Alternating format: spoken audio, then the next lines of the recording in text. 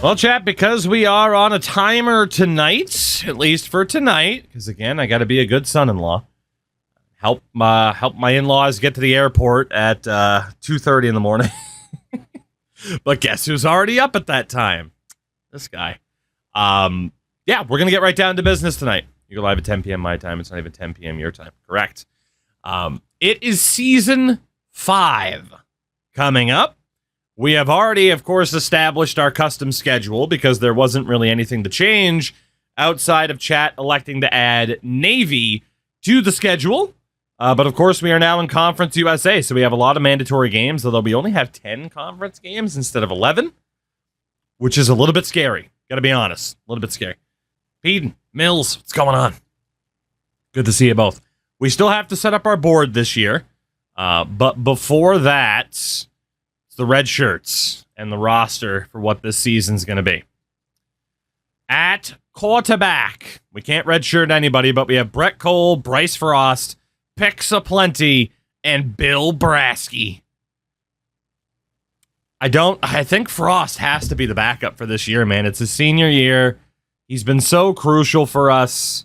He'll probably end up being the backup once we get to the depth chart.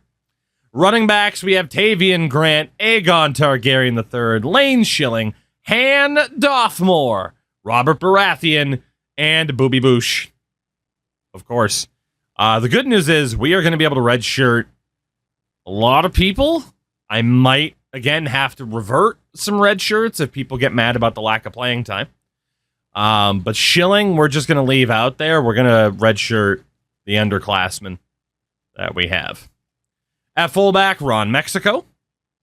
Wideouts, Trayan Bell, LJ Young Jr., Ryan the Riot Terrio, Bingus Piss Missile, Colt Simon, Ron Tudaball, Vito Power, and Michael Shitman. Of course. Of course. I'll go over here so you can see abilities, by the way. I mean, most of our wideouts do not have physical abilities, which makes sense. Didn't EA say they were fixing the conference schedule thing? I think so. To be honest, I haven't looked at the most recent patch notes or anything like that. At tight end, the O-lineman that moves over because he can kind of catch a football. His vision is terrible, but Elijah Greenwood Jr. rocking, at the moment, a 94. He's technically a 91. We got Egots Noname, communications major, Big Beef, Ender's Scuffed Mike, and Squatting Fish.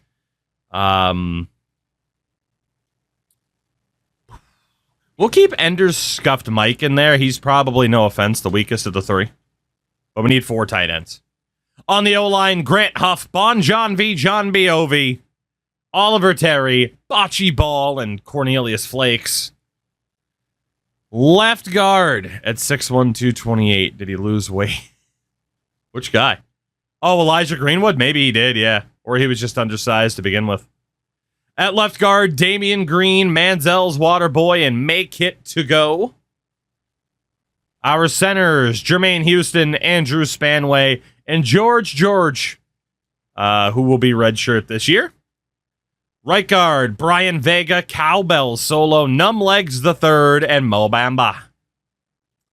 Your right tackles, Isaiah Crowder, Dion Marcock, and Jerry Donuffs. Of course. Of course, the Donuffs. Of course. Anyway.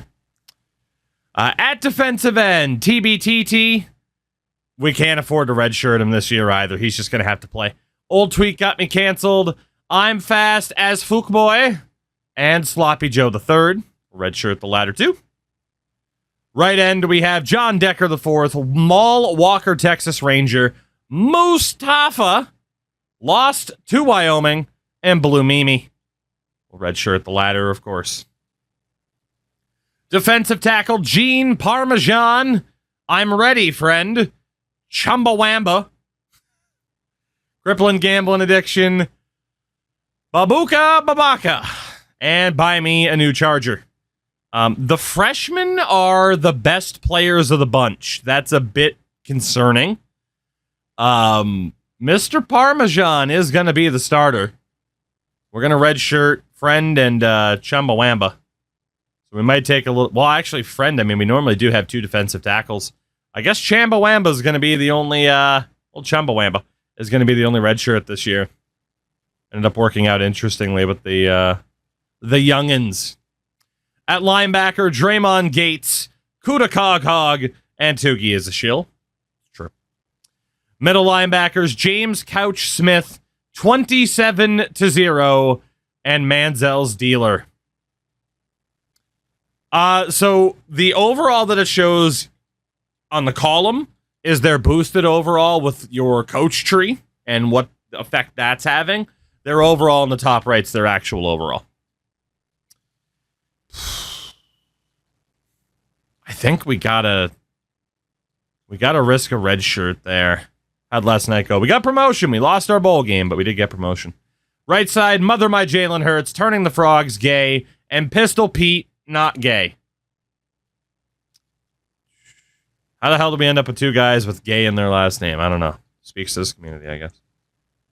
Yeah, we're gonna be risky with the red shirts. Honestly, I don't know if we can afford to risk 27-0. He was a 5-star. I don't think we can risk him. I don't think we can. Right side, we're okay, though. Corners, 69 me Don. Already a senior. DeMarvin Holland, Guy being dudes, Paul Correa, Darkwing Duck, Red Shirt, me daddy, Super Nintendo Chalmers, who will be red shirt, and Putty McDriverson. Your safeties, Ben Laney, Madagascar 2 on PS2, Cord Duroy, and LeBron Flagbearer. On the other side, what a song. You know what, we're going for it. Michael Roderick Jr., Chris Ellinger, and White Ford Bronco. Your kicker, George Lincoln III. Your punters, Tory Butts and Coco for Cocoa Puffs. We got a couple of 5-stars last year, recruitment-wise. It worked out really well. We went all in for them right out of the gates, and it worked. So, how much more aggressive do I want to be on red shirts, though? It makes sense to have 3 running backs unless somebody gets hurt. We could just run the 2. Could just run the 2 for now, and then if someone gets hurt, take a red shirt off. I'm not allowed to red shirt 4 tight ends, or I have to have 4 tight ends. Love to red shirt TBTT, but we need him. A little bit worried about Mustafa. A little bit worried about redshirting some of the better players, but I think it makes sense if we know they're not going to be the starter. You know? Like that defensive tackle is going to be the starter. 27-0 will probably make him the starter because Couch Smith isn't that much better. All right. And then Cord Duroy. He should be fine. So, last time you were running it with Ball State. Yeah, so we ended up switching over to our TeamBuilder team. Still a good chance we go back to Ball State eventually, though. Hopefully. The bar I used to underage drink is called Blue Moose. Great memories, huh? Oh, man. Yeah, we're heading into Season 5 for this. Oh, do we stay on the air raid? I think we might have to stay on the air raid. For the moment, let's go back to the spread option, which we do prefer. Actually, you know what I was going to do? Wish I remembered it better. That's fair. There were some other actual team playbooks that I've seen people mentioning.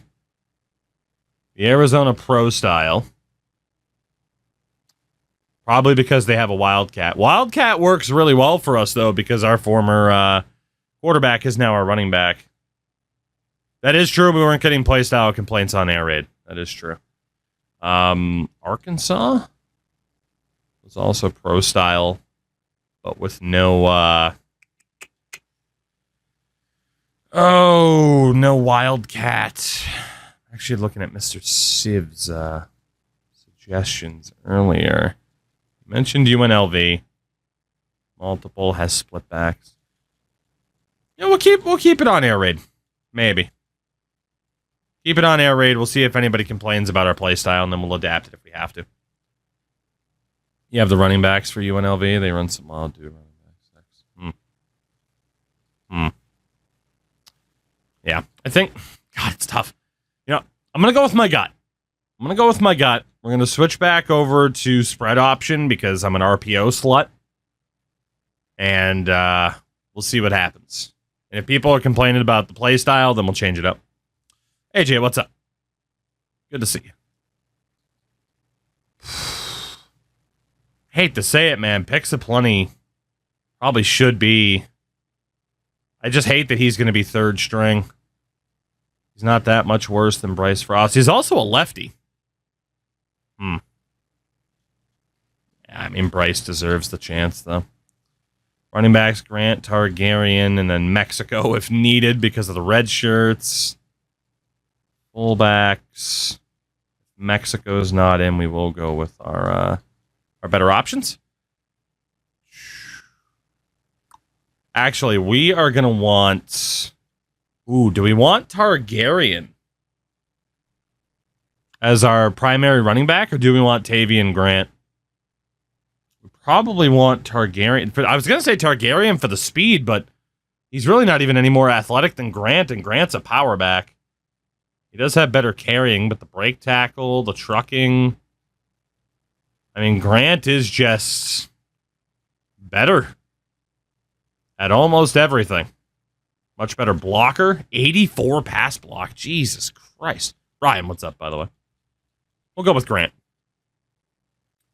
As to Targaryen, he's not the starting quarterback. He's not even the starting running back. Are you allowed to play this music on stream? I've had... so within... I use OBS Studio for streaming. And within OBS, you can set it up so basically on VODs, the music that's playing right now isn't picked up at all. It's different audio tracks. So that's the secret. That's the secret. You can get in trouble with Twitch for having music on the VODs, but live, you can kind of get away with it there. So. Tom, thank you for the 47 months, my man. Thank you very much. How the heck have you been, fella? Ruining a good piece of pizza. Goodness. Goodness. Okay, anyway, focus. Focus, dummy. You can do it. Who do we want out of these wide receivers to be the primaries? I mean, Ron to the ball, 83 catching. I also had the VODs play general music, too. That's true. I think so, yeah. It's something like that. Back on board with the Cubs for our Hey, good stuff. So what you're saying is that the VODs, it's just complete silence. Unless I have the game audio on, in which case, speaking of which, get ready for more cowbell, brother.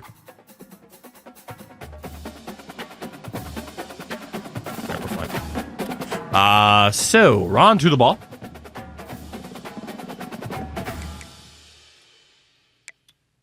And Piss Missile's awareness fucking sucks. Drop him down for Simon.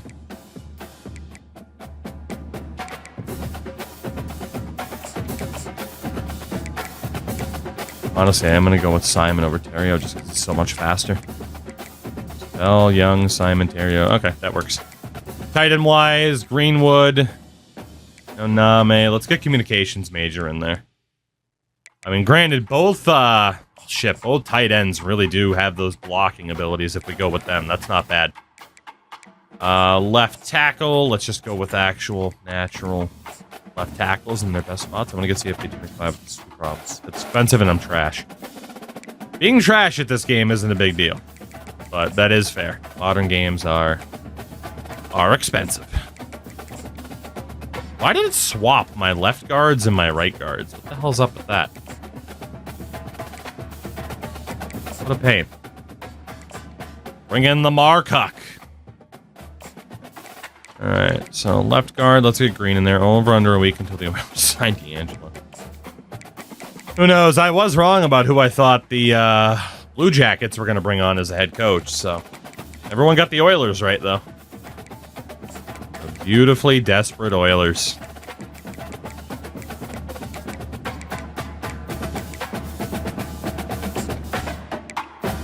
And we have two really good centers. So,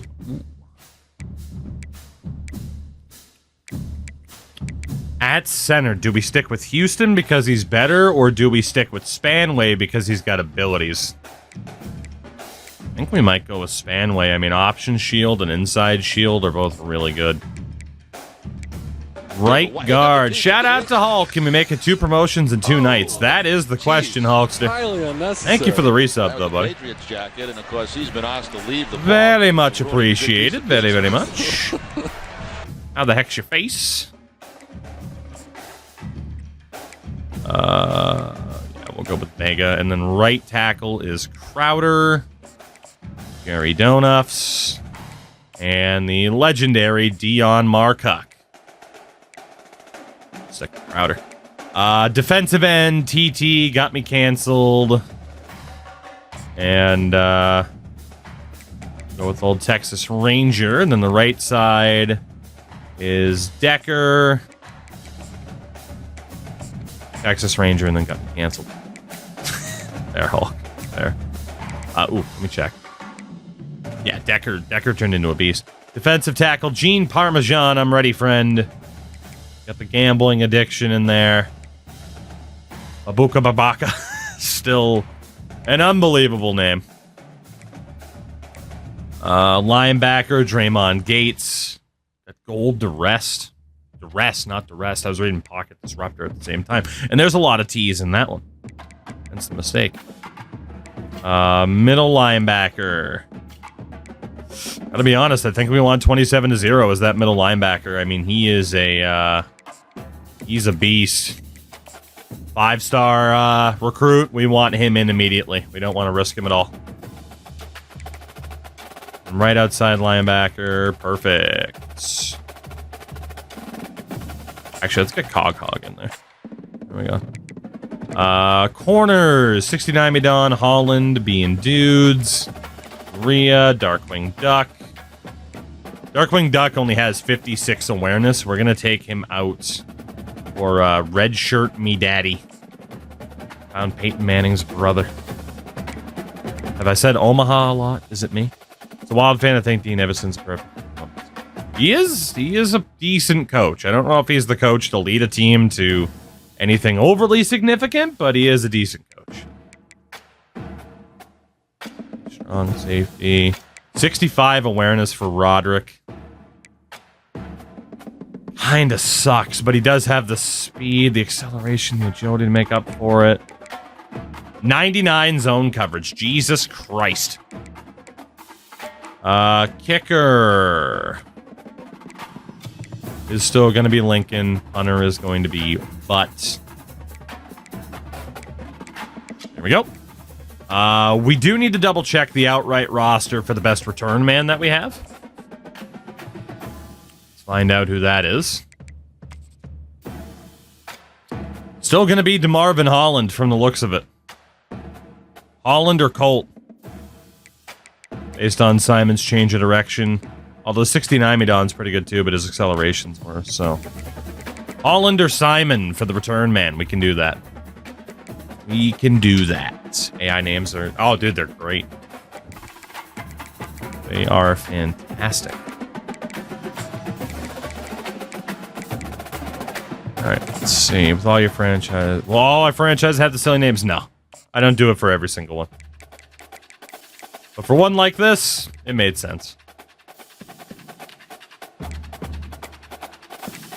Give it to DeMarvin, man. Let's do it. Actually, in fairness, it should probably be Simon. I mean, if Holland gets hurt, we're hurting more than if Simon gets hurt, so. Kickoffs, Lincoln, that's good. Long snapper, good. Third down back, good. Power back, good. Slot receiver, ooh.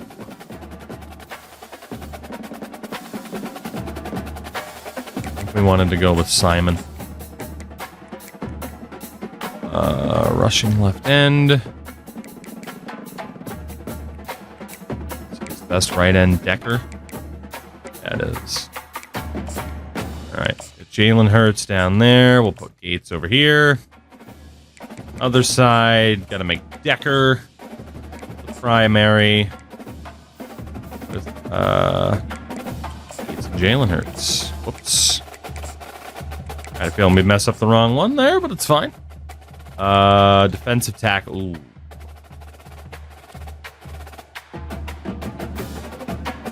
Yeah, it kind of makes sense the way it's set up right now, doesn't it?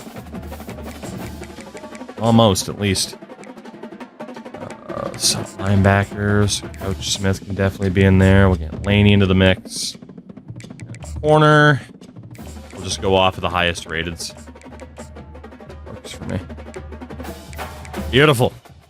Beautiful, beautiful. So the big question now, hell do our team needs look like for this next season? This season. What do we got? Okay, so for the moment, we'll put 2 quarterbacks, which isn't true. We'll put a running back, a wide receiver, a tight end, and 5 offensive linemen. Defensively, we need a defensive lineman. Apparently, we need 5 linebackers.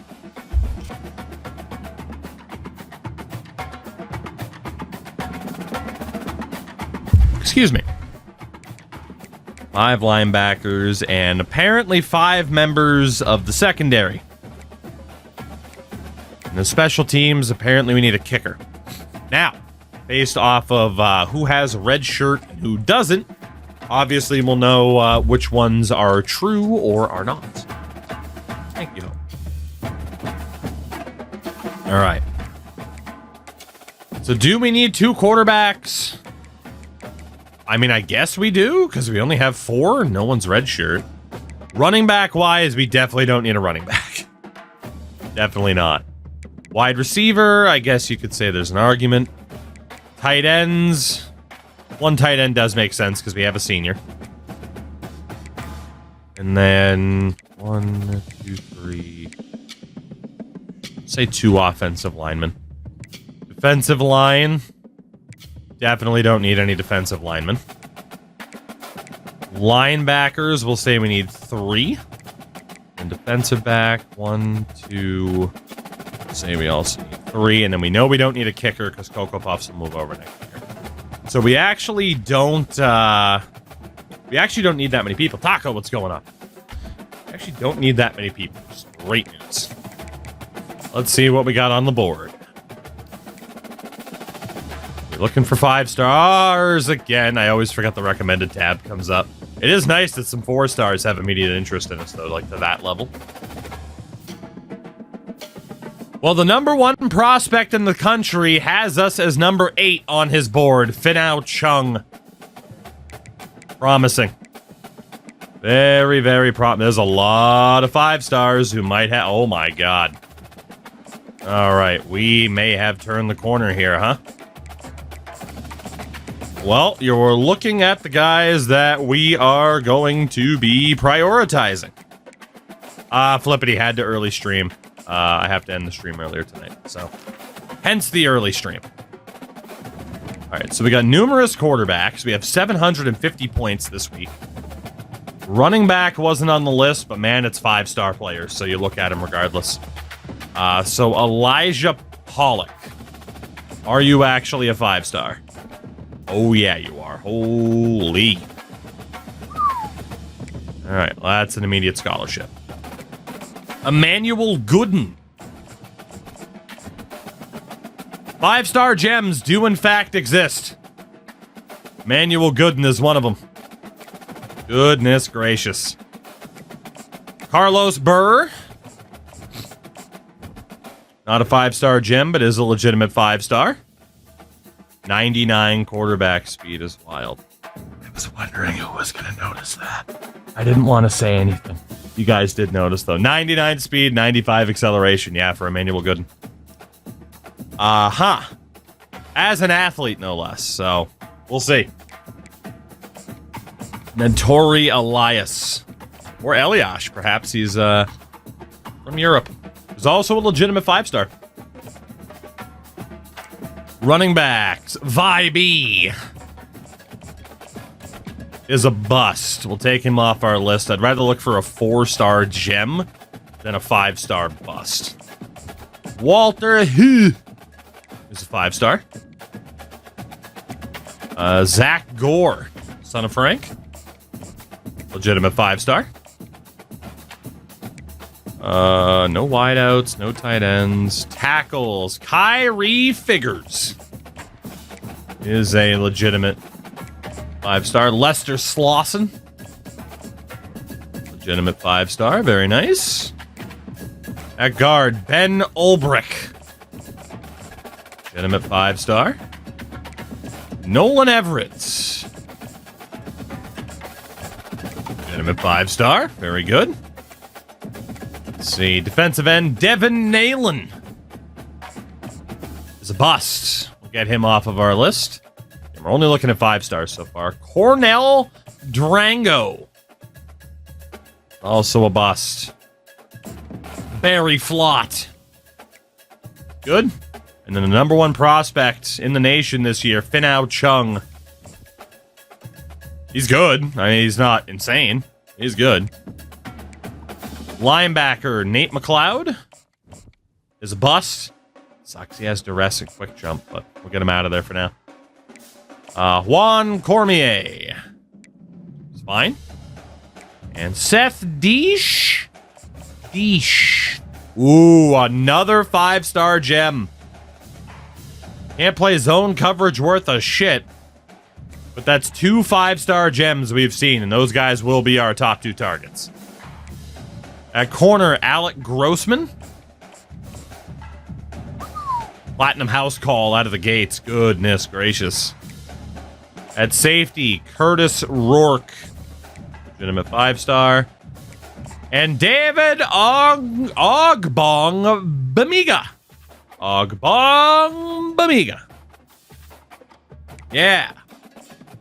I'll get better at saying that name if I have to. He is a 5-star. And that is it for the 5-stars that we have a legitimate chance. Well, potentially legitimate chance at getting. We do have room on the board to scout out some other people. These guys will not be top targets, but let's look at the 4-stars. So, quarterbacks. We do have 2 out of the gates that are interested, so we'll add them to the list. Honestly, that's what we'll do for now, is we'll go off of interest. Juan Leamone and Dennis McGrath. Wideouts, we got Dylan Edmond, Finau Wilds, and Kurt Novak. Tight end, Duke Fortson. That's a great name. At tackle, Denton Duggan, son of Hacksaw. Let's go. Probably grandson of Hacksaw at this point. Al Kuma, Diego Jewell, and Javier Fuller. At center, Brandon Story. Defensive end, we got Emmett Smith and Soma Wing. Defensive tackle, Ofisa North. Nobody at linebacker, at least on the outside. Middle linebacker, oh boy. Corners, nope, nobody for interest. There was a dude named Bad News, though. Anthony Caesar. Hail Caesar. Okay, so let's use up the rest of these points. And we are looking for gems if anyone's going to stay on the list. Danny Hunt. Not a gem. He's not bad. But again, he's not going to be top priority, so I'm taking him off the list for now. Tim Puamau is a gem. Option King, Extender, and off-platform. Mr. Puamau, there's a scholarship for you. Daquan Leamone. They got for us Daquan. He's not bad, but not the super high quality. That's what we're sorting out right now. Green Sea, South Carolina. Dennis McGrath. No gem, and then we got 10 hours left.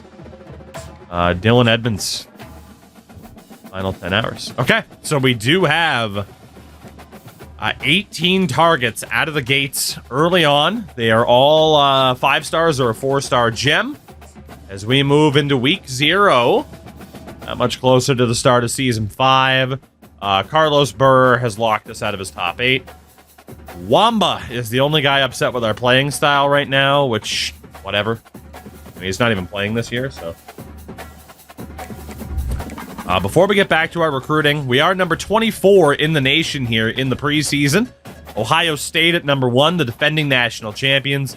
Louisville, who we beat last year, are number 2. We beat them when they were number 2.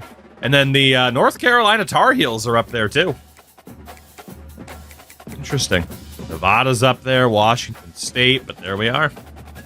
Preseason ranked for the very first time. We were ranked, of course, towards the end of last year.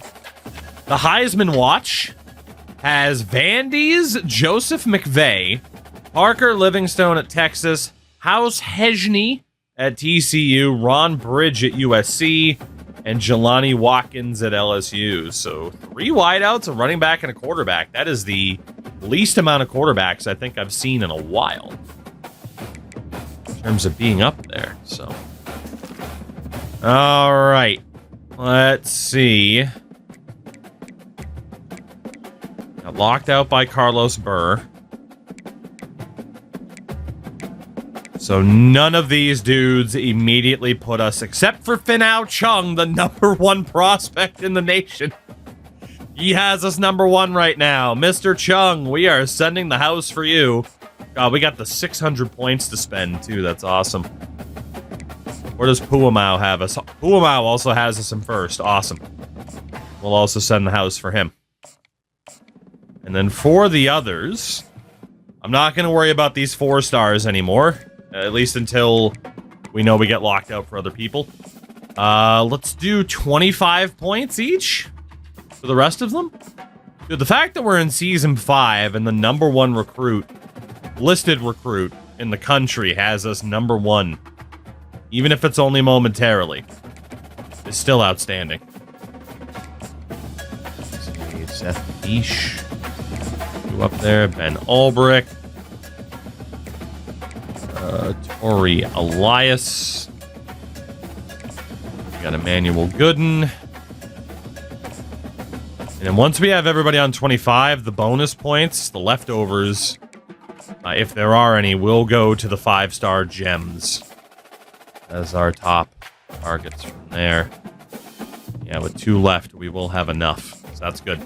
The historic University of TOUGLANE. Damn right. All right, so 85 points left. The gems were Emmanuel Gooden. The 2 5-star gems. Do you want to send the house of 25? Okay, all good. You had your question answered. There we go. So 65 for him, and then the other gem was Seth Deesh.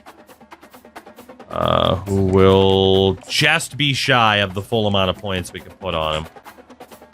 That's okay. And then we can put 5 points on somebody else. Puamau is already on max. Who are we at the top for right now? Ofisa North. Whoops. Well, there's the 5 points. Didn't mean to do that, but there you go. What does send the house mean? It's just the... So when you look to talk to a player, you get these influence options. Send the house is just the most expensive one and can net you the maximum influence, so it costs the most. Obviously, 5 points, social media, DM, contact friends and family, and then send the house. The only way you can get more influence than what send the house provides you is hard selling them, but obviously we don't have that unlocked at the moment. So... in terms of the ability to do that. So. All right, we don't have a game in week 0, so we're able to progress through. And then we kick off our season. Get against who? We get locked out for anybody? We got locked out for Caesar. So if you can only soft sell, do you just leave it on send the house? It depends on how effective the soft sell can be. The soft sell can be more effective than like the 25-point one. But again, you need to make sure that what you can pitch them on, they're interested in what you can sell them, right? Because your school has its lists of strengths. And then the players themselves have their own interests, right? So if we look, you can see our grades here. So if a player cares about our athletic facilities, I can't sell them on that. So I wouldn't bother trying to sell them on any of that. But if they care about the fact that we're a championship contender, or that we have coach prestige, or even pro potential at a B+ or academic prestige, then we'll be able to make up that ground and technically save points. I'm at 2 out of 3 on soft zones. So that can help too, yeah. Okay. Looking good. Needs a grade for school cafeteria. Right? Alright, so we have the 5 points left from last week. It was an accidental scholarship to North. Bad. So if we sort by the players most interested in us, North is up there. But we are pretty much just going to be keeping our points the way they are assigned. Except Seth Deach will get... There's actually nothing else to do for him. Slauson. They're going to get those extra 5 points. So right now, our recruiting is on rails until we start to get answers from certain people or until schedule offers are opened up. So we don't have really anything to do there. It's just a waiting game. So that leads us to our first ever game outside of independent status. A Conference USA showdown against San Jose State, who we are 10 overall points better than. Obviously, it should be a win. What do they have for alternates? Those are horrific. Those are somehow worse.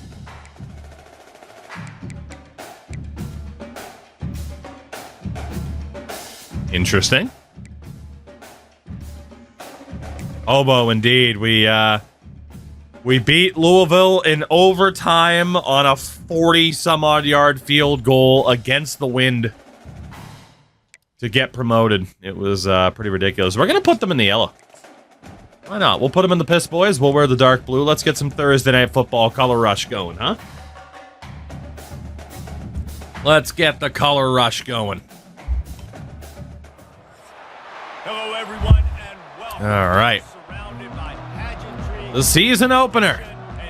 We'll take the opening kickoff as a result. Oh, baby, it is a packed house. A packed house at TOUGLANE for the start of a new season. Ah, we couldn't break to the outside with Colt. Oh, shifty, but we have, buddy, we have made some improvements. Thank God. We're in a conference now. It's great. Let's see what the boys can do. Again, our mix of simming and playing. Hopefully, we don't have to play too much. I mean, this team should be capable of dominating pretty much all season long. For TeamBuilder, you get to design the stadium. You do have to pick a pre-existing stadium. There's no generic stadiums. You will have to pick an actual school stadium, but then you can change turf and stuff like that to customize. So it's not as thorough as some people would have liked it to be, myself included, but it is still solid as we are up 10-3. 10-10. Man, so San Jose State, they're hanging in there. Settle debate. Which school has better player name come out of it? UNLV or Reno? Had the better player come out of it. So for Las Vegas, it was Randall Cunningham. Randall Cunningham. Colin Kaepernick deserved more of a shot at the NFL level. People are fucking stupid, but dude, Randall Cunningham was sick. All right. Well, tied at halftime is not what I was looking forward to. There we go. 17-10. 24-10 heading into the fourth. That's much better, boys. Much, much better. Let's seal the deal here and get a no-touching victory for the first game of the year. I would greatly appreciate that. Get the punt there. That's okay. SJ State. Interception for 69, me Don. And that should pretty much seal it. 27-10 with 2:06 left. I cannot imagine SJ State being able to come back here. Can't imagine it. They did score, though. 50 seconds left. We get the onside kick. This one is over. No touching! No touching! No touching! No help needed. The boys of TOUGLANE are 1-0 to kick off our first season in Conference USA. 27-17, the final score. Ambient, what's going on? Any of our awesome recruits playing? Yes, the middle linebacker, 5-star middle linebacker. We elected to start him this year. And the 2 DTs that we brought in. Shout out to Dave for the 2 years, the 24 months. Hey, thank you very much for that. Greatly appreciated. Oh, baby. Oh, baby. What a way to start the year. They actually had more offense than we did. Cole went 15 of 19 for 177 yards and 1 touchdown. Okay. The air raid was the way to go. Rushing wise, 20 attempts for Cole with 50 yards and a touchdown. Grant, 15 attempts, 80 yards and a touchdown. Targaryen got some carries. Receiving wise, big games for Greenwood. All right. Simon as well with the only touchdown reception. I mean, we're definitely, like, in that game, we were making the most of our offensive versatility. No sacks allowed. Defensively, 9 tackles for DeMarvin Holland and 69 Midon. So they were working the outside corners a lot. Couple of tackles for loss. 2 sacks for Maul Walker, Texas Ranger. And then the freshman DT, Gene Parmesan, gets his first career sack. Of course, the interception for 69 Midon. Our kicker goes 2 for 2. Again, the reigning kicker of the year. He was our first ever award winner. And our punter did punt 7 times. Old Tory Butt. But that's okay. Not the greatest start in terms of our performance, but the end result is what we needed. It is a W. That is all that matters. Fat W at the end of the day. Good start to the year. Very, very good. Can't believe it's been 2 years. Dave, the fact we've had people, like, the fact I've been doing this for more than 2 years seems nuts to me, and I've been doing it for a lot longer than 2 years, so fair play. All right, we had 2 guys lock us out that week. Wamba's the only guy. Why did our contender status drop? I mean, we're still ranked. Stadium atmosphere went up, though. Yeah, I mean, if that DT transfers out, fuck him. I'm not too worried. It's the Thundering Herd of Marshall. In our second game of the season, as we're up to number 19 in the country, the highest ranking that we have ever had. And let's see how we look now points-wise. So nobody that we were seriously looking at ended up locking us out, which is good. Very good indeed, which means we are still on rails for points unless there are players who are ready to visit. Or ready for sways. Walter is ready for a visit or the sway. So this might be the first week then to reset our points. Because we're going to need more of them. So Juan Cormier, we got to drop you down to 10. Same for Curtis Rourke. Ogbong Bimiga. It just doesn't flow. Walter, we will schedule you for a visit during the bye week because we're not going to get much of a break. Let's hope he cares about play style. It's the best thing we can sell him on. And we'll put you on 10 points as well. Zach Gore. He has a deal breaker. Yes, but we're above it. Doesn't affect us. Elijah Pollock. You on 10 points. Gotta harvest some points here and there. Emmanuel Gooden. Get you scheduled. The boost is so minimal because low tier opponents. We'll get him scheduled for a bye week. I mean, that would be a green check mark. Well, it's not a guarantee. And obviously, the green check marks he has here, for example, we can't really sell them on. So, again, let's hope that Gooden cares about play style. Can you change the pitch before the visit, or does it get locked in? It gets locked in, I'm pretty sure. At the very least, I haven't tried to change it, but I'm pretty sure it gets locked in. So technically, we could wait a little bit longer, but I want to get these guys scheduled pretty much ASAP. Just to get it out of the way. do have a lot of guys who are ready. So ideally, yeah, it would make sense to wait, but like I said, I mean, when we are going up against some of the top-notch teams for some of these guys, it is in our best interest to try to lock them down as soon as possible. That is the game plan. Here's about playing time.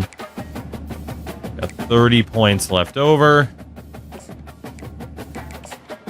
We'll drop the figures down to 10 points. Instead of everybody being on 25, they're going to start being on 10. That way we have the points to schedule visits. And the best of the best will still get all the bonus points, right? So very flot. Is it for you either? Nolan Everett is ready for a visit, though. Back on 10 points and schedule that visit for down the road. Does care about coach prestige, so that's good. And then Finau Chung, the #1 recruit in the nation, has interest in us, which is shocking. Get him scheduled for week 5. He cares about championship contender. Shadowstalker, what's going on, by the way? And then Tim Puamau, the only 4-star that we actually finished scouting. Get you scheduled for Georgia Southern, I guess. I mean, there's not really any other options.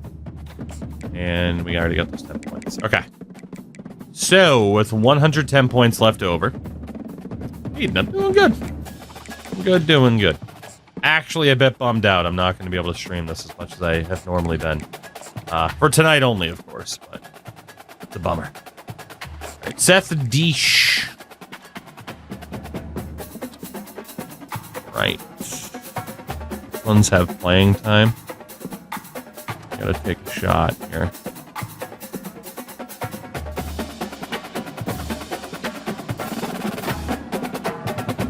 Hope that the TV time sell will work well for him. We'll get those extra 35 points on him. And the other gem was Gooden. Take the 10 points off of him. See what we can sell you on.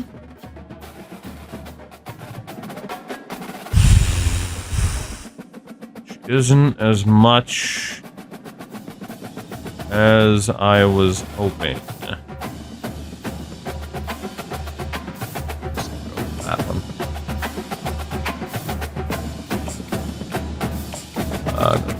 5 points. We can only do the 15. That's okay. Again, very much prioritizing the 2 5-star gems that we found. That's just a ridiculous sentence for the context of what it means in this game. The Thundering Herd of Marshall. See what we can do. 77 overall. They're carried by their defense. Okay. Obviously, we are significantly better on paper. What do they got for an alternate at Marshall? Runaway option. Ah, yes, the green pants. No, we'll do that. We'll rock our third option with the slight modifier. Beautiful. Let's do it. Let's do it. We got a no-touching victory in our first game of the season. I am hoping for 2 in a row. Hoping. Hello, everyone, and welcome. All right, the Thundering Herd of Marshall. The tradition. Skip kick returns, man, because my luck on kick returns have been so bad. Let's just go first quarter here. See how things are going to play out for us. As we're up 14-0 at the end of 1. Not bad at all. 17-7, 24-7 is the score at the half. So far, so good. We're steamrolling teams that we should be steamrolling. 31-7, 31-13. Heading into the 4th, Carnage. How the heck are you? Showed up at the right time, because Marshall fans could describe this game as Carnage. This one's over, baby. This one is over. 2-0 on the year. 34-13, your final score for the Blue Moose of TOUGLANE. No touching! No touching! No touching! No help needed. 2 wins out of 2. I haven't had to touch the damn controller for them to win either, which is what we love to see. The Blue Moose defending their home turf. 34-13. Over 400 yards of offense this week. Much better. Cole, 12 of 19, 267 yards, 3 touchdowns, no picks. I mean, that's pretty damn efficient. Rushing wise, Grant 15 attempts for 65 yards and a touchdown. Cole and Targaryen both ran the ball a fair amount of times as well. Receiving wise, touchdowns for Trey and Bell, LJ Young Jr., and Colt Simon. Great game for Trey and Bell. Blocking wise, we gave up 3 sacks this week. Not ideal. Defensively, tackle leader was James Couch Smith.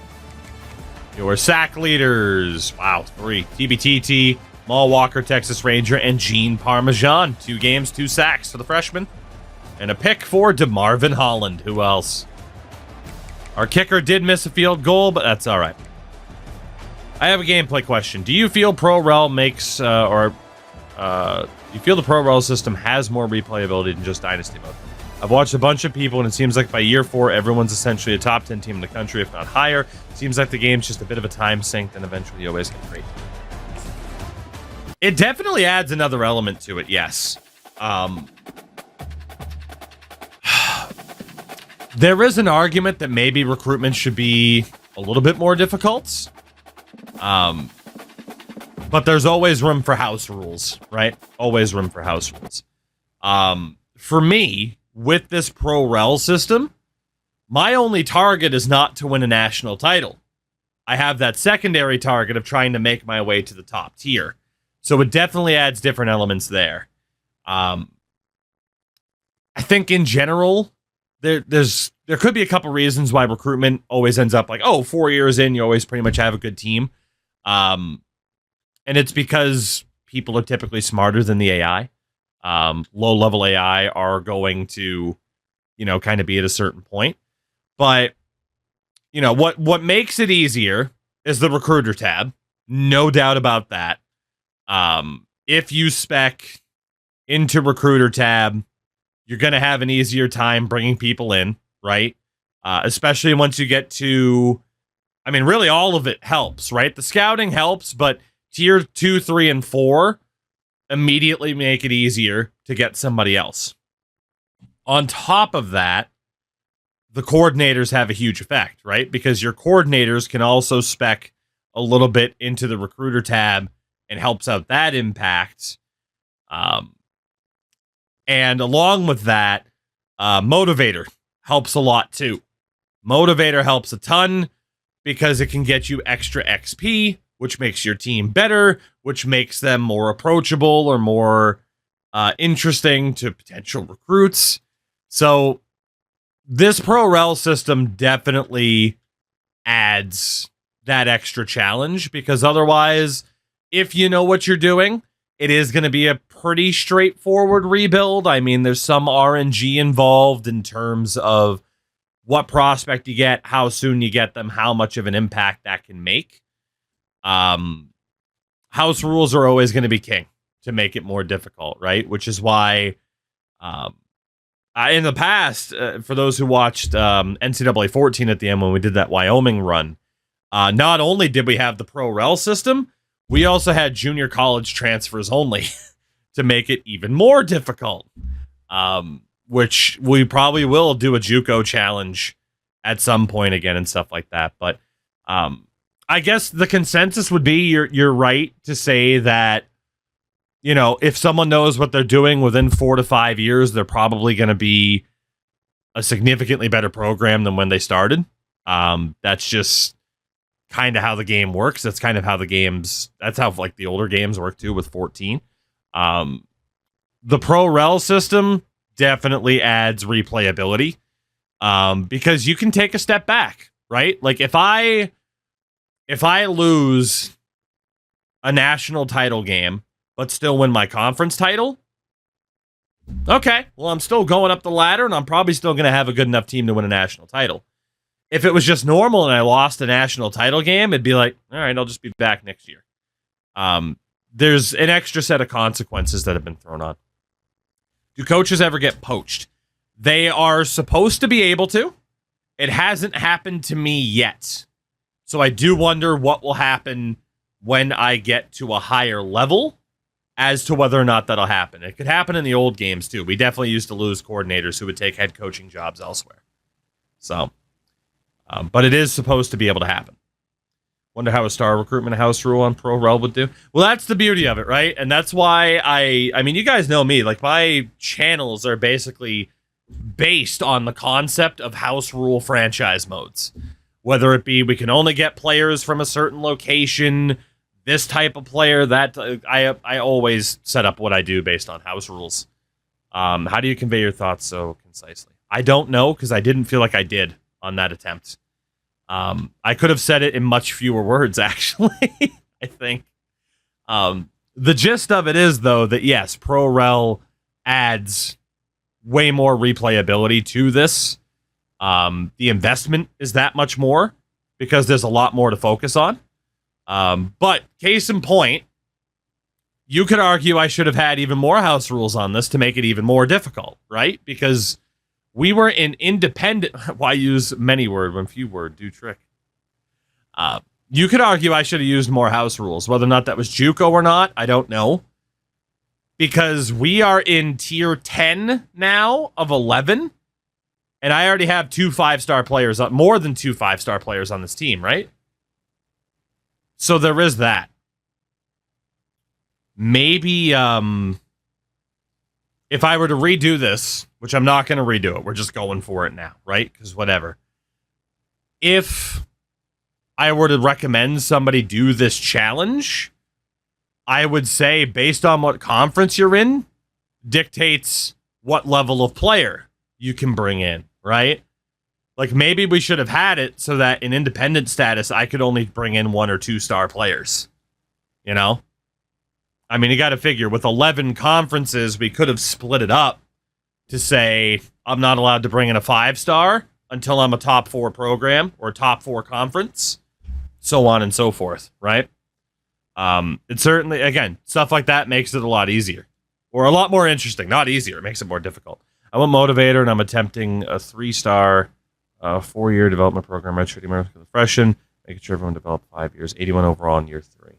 Yeah, so see, Adam, even with that amount of restrictions, you can still build up pretty damn quickly.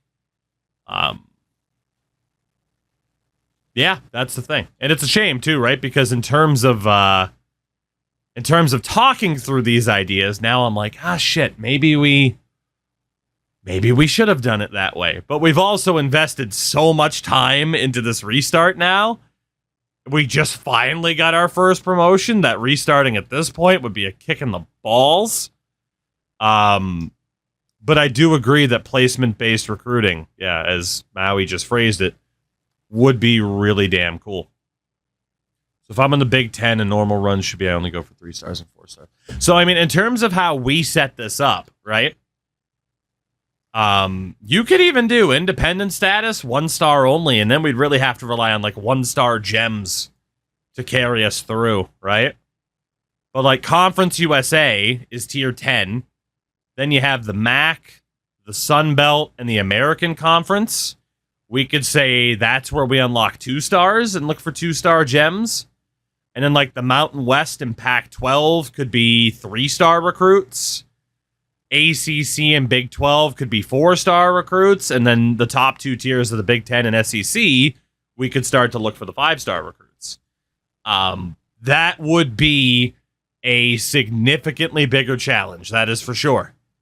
At the same time, I don't know if I'd necessarily want to restart this particular challenge, just because, like I said, what we've invested into it, but it is pretty silly It is pretty silly that we are a tier 10 team.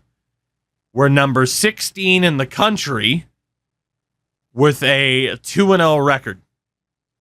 Right? That is a bit silly. That said, if we look at other teams, right? Because I can't control the AI, right? If we look at the AI down in independent status, Air Force is still hovering around a 74 overall. Akron's at a 78. Ball State's at a 71. So independent status is 71 to 78 overall. The rest of Conference USA that we are now in, we're in 85. 75, 75, 80, 76, 81 for Wyoming. Like, we're definitely ahead, but we're not that far ahead. And, I don't know, you could argue, right? So it's like, okay, say we have a 75 team, we'd be long shots, certainly, to get that boost to the next tier. We should be tier 8 by now. So let's see, 85 overall teams, right? Tier number 9 is the MAC. Who's the, it's always going to happen with the user, unless we add further house rules to stop it, which is the conversation. Even the MAC still has mid-70s teams. There's actually not a single 80 overall team in the MAC. So what about tier 8, which is the Sun Belt? 80, 81, 82 for Colorado State. I mean, you could argue we're even ahead of tier 8 Sun Belt at this stage. What about the American, which is tier 7? There's an 81 and an 82 in there. We're better than every team there. Tier 6 is the Mountain West. Okay, the Mountain West is where we should be. We are a tier 6 level program. We're an 85 overall. You got Minnesota, Rutgers, Georgia Tech in that conference. At bare minimum, we should be in the Mountain West based on overall. We are, on paper, at least a tier 6 program, but we're in tier 10. That is a bit much. And obviously, if you don't have restrictions, this is going to happen. We didn't put restrictions on who we can recruit, and now we're a tier 10 team that has a tier 6 level program. So now you find yourself in a compounding issue then, because you're tier 9, but you're dominating, so you're going to pull higher star recruits way above the rest of the conference you're in, aka out recruiting the rest of the conferences.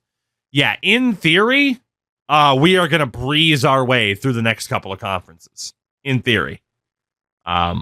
Now, it might not happen because the teams can blow it, but because we have it set up that you're only playing teams in conference. Did the team just underperform with roster overall before? A little bit, yeah. We probably should have been promoted a year before we were. Yeah, at least a year before we were. If these are the independent teams, we definitely choked 1 year away where we should have been promoted.